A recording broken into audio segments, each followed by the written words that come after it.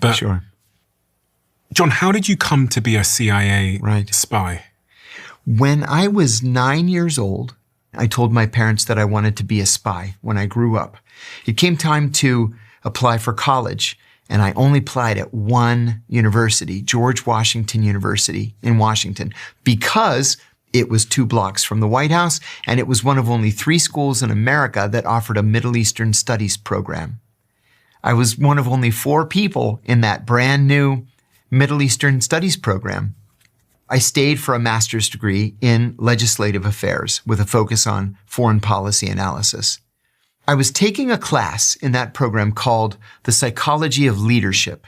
It was taught by an eminent psychiatrist named Dr. Gerald Post. And he gave us an assignment one day where we had to shadow our bosses. We had to just follow our bosses for a week. Your bosses? Yeah, I worked at a labor union called the United Food and Commercial Workers Union. And so we were just supposed to follow our boss around for a week and then write a psychological profile. I used dozens of, footnotes from psychology texts. And I ended up saying that he was a sociopath with psychopathic and possibly violent tendencies. And, I had these citations. I passed the paper in.